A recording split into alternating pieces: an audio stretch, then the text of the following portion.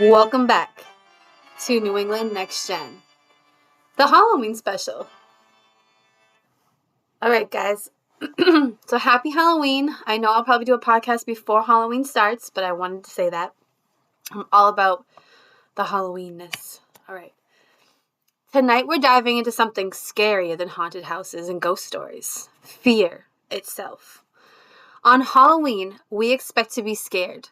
But what about when fear is used in real life to shape politics, control society, and silence voices? That's what we're unmasking in this special episode, the politics of fear. Let's rewind to 1919. World War I had just ended, but America was far from peaceful.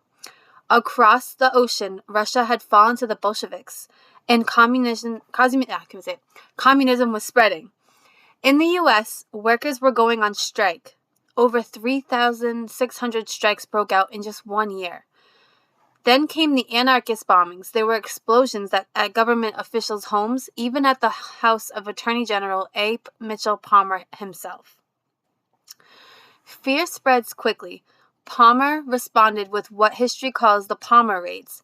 Nearly 10,000 people were arrested, many without warrants. Over 500 immigrants were deported, including activists like Emma Goldman. Most had no connection to the bombings. This was the first Red Scare. Fear drove people to surrender rights, silence dissent, and accept injustice. The scariest part? It wasn't a foreign threat that did the most damage. It was fear itself. Fast forward now to a few decades. World War II is over, but the Cold War has begun. The Soviet Union now has nuclear weapons. China has gone communist, and the Korean War breaks out. In America, people fear enemies they cannot see. Spies, infiltrators, hidden communists. The House Un-American Activities Committee investigates Hollywood. Writers, actors, and directors are blacklisted. Their careers ruined without proof. Senator Joseph McCarthy rises to power by waiving lists of supposed communists in the government. Thousands lose jobs. Teachers are forced to sign loyalty oaths. Families are torn apart by suspicion. And in 1953, the Julius and Arthur Rosenberg are executed for allegedly passing atomic secrets to the Soviets. This was the second Red Scare, a time when fear, amplified by politics and media, turned neighbor against each other and silenced the nation. So what do these stories teach us? Well, from the Salem Witch Trials to the Red Scares, history shows us the same pattern. When fear spreads unchecked, justice collapses. Innocent people are punished. Free speech is silenced, and society gives up freedom for the illusion of safety. That is the real horror story. Combating fear today. So here's the good news. History also shows us how to resist fear. Fear thrives when we don't realize it's being used. McCarthy's power came from vague accusations. For example, he would say, I have a list of names, but then he wouldn't say how many or who they were or even list the names. But people believed him because they were scared. Today, fear works the same way in clickbait headlines, exaggerated political ads, and viral posts that make us panic before we even get to check the facts. Sometimes we don't check the facts, so that's important. We need to. Fear grows when there's no clear information. In Salem, unexplained illnesses led to witchcraft hysteria. Today, misinformation can spread just as fast online. That's why fact-checking, slowing down, and looking for evidence matters more now than ever. Fear silences when we shut down dialogue. Remember how when we heard Charlie Kirk say that when we stop talking, that's when violence happens? That's exactly what this is. And we need to make sure that we keep dialogue always open.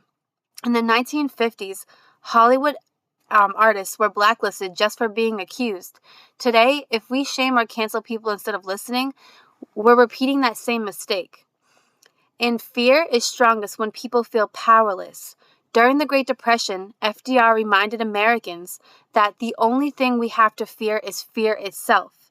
And he had a reason why he said that. He backed those words with action, proving that civic engagement and leadership can replace fear with hope. So how do we combat fear today?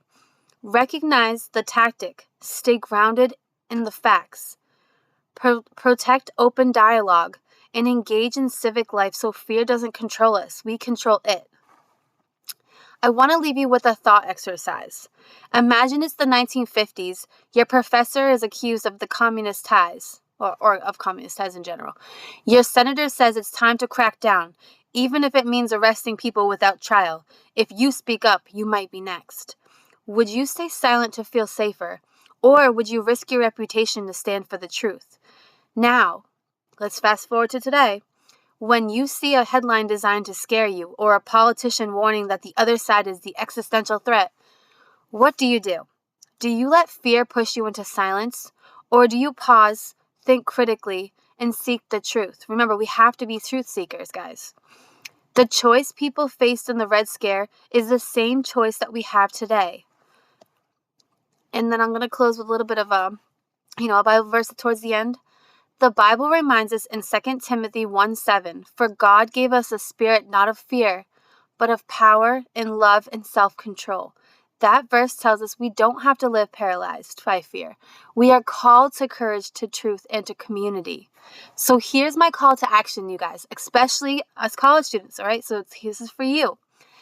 If fear divides us, let's be the ones who unite. If headlines shock us, let's dig deeper. If conversations get uncomfortable, let's lean in instead of walk away. Join a group, attend a local meeting, start a respectful debate. Fear thrives in silence, but courage thrives in community. This Halloween, don't just think about the monsters in the haunted houses. Think about the real monster, fear itself. And how can you be the generation that defeats it? And that's it, guys. That's my Halloween special for the week. I mean, I might, be able to throw something in there, but I really wanted to get this in here. Thank you so much, guys. I will continue to take more prayer requests. I didn't get any new ones this week, except for just that one woman who lost her son. We want to pray for them still. I also want to say, if you need to reach out to me, you have a video you want to submit, there's some information you want to share, or, anything at all, email me at newenglandnextgen2025@yahoo. You can also go to the website, which is newenglandnextgen.com. And then anything else you guys you can think of, feel free, just message me. Please like and subscribe to the YouTube channel. I'm trying to get up to 50 subscribers. Once I get up to 50, I can then live stream to you guys, which will be way more effective. Like, I can at least go out there on campus and I can live stream, and it'll just go right to the YouTube channel. And I would love to have that opportunity, but I can only get there with you guys. So I'm at 42 subscribers and I need 8 more. So I need you guys to help me out. Feel free to share with your friends. Thank you so much, and have a great rest of your week. I know it's Monday, but you're going to make it through the week, I promise. Love you guys. Bye.